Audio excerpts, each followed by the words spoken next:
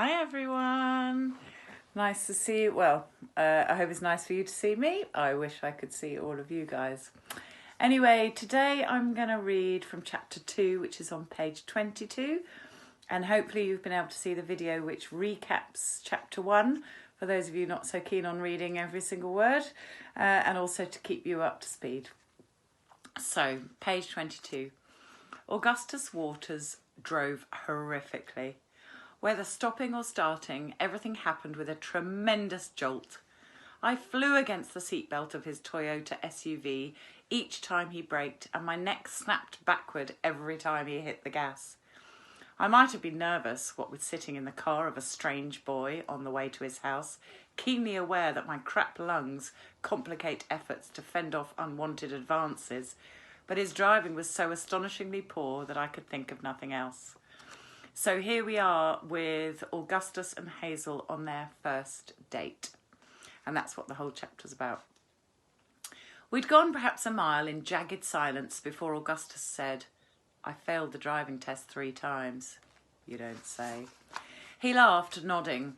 "Well, I can't feel pressure in old Prosty, and I can't," that's referring to his prosthetic leg, "and I can't get the hang of driving left-footed. My doctors say most amputees can drive with no problem, but yeah, not me. Anyway, I go in for my 4th driving test, and it goes about like this is going." Half-mile in front of us, a light turned red. Augustus slammed on the brakes, tossing me into the triangular embrace of the seatbelt. "Sorry, I swear to God, I'm trying to be gentle."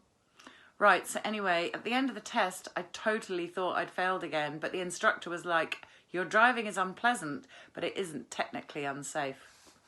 "I'm not sure I agree," I said. "I suspect cancer perk."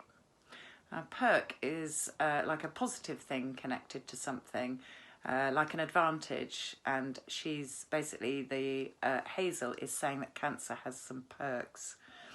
Cancer perks are the little things cancer kids get that regular kids don't, like basketballs signed by sports heroes, free passes on late homework, unearned driver's licenses, etc. "Yeah," he said. The light turned green. I braced myself. Augustus slammed on the gas. "You know, they've got hand controls for people who can't use their legs," I pointed out. "Yeah," he said, "maybe someday." He sighed in a way that made me wonder whether he was confident about the existence of someday. I knew osteosarcoma was highly curable, but still. That is a long word, isn't it? Osteosarcoma. I had to look it up because I didn't know what it meant. Yes, even adults have to look words up. It's a really good thing to do to increase your vocabulary. So osteosarcoma is a type of cancer that affects the growth in the bones, which is why Augustus has lost a leg.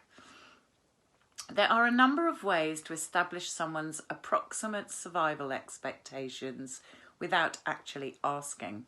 I use the classic, "So are you in school?" Generally, your parents pull you out of school at some point if they expect you to bite it. In other words, not last, die.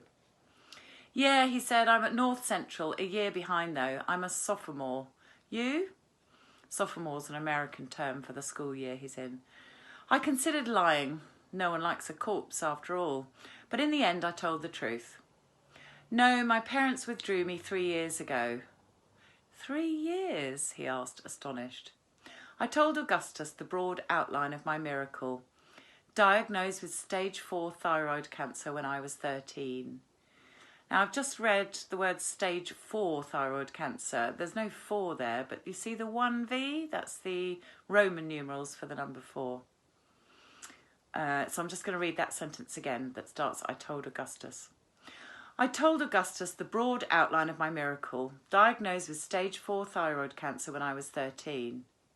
Brackets. When the author uses brackets, it's to add something to the main storyline, a bit like saying an aside to someone, to the reader. So in brackets, I didn't tell him that the diagnosis came 3 months after I got my first period. Like, "Congratulations, you're a woman, now die." It was, we were told, incurable. Now, what follows down this page and down here is the story of how she nearly died, which I will let you read on page 24 and 25. But she does survive. And I'm just going to take up the story on the second to last paragraph on page 25. I woke up and soon got into one of those experimental trials that are famous in the Republic of Pennsylvania for not working. The drug was phalanxifor. This molecule designed to attach itself to cancer cells and slow their growth. It didn't work in about 70% of people, but it worked in me. The tumours shrank. And they stage shrunk. Huzzah, phalanxifor! In the past 18 months, my mets have hardly grown, leaving me with lungs that suck at being lungs, but could conceivably struggle along indefinitely with the assistance of drizzled oxygen and daily phalanxifor. Admittedly, my cancer miracle had only resulted in a bit of purchase time. Here the author uses brackets again for something he's going to add. I did not yet know the size of the bit.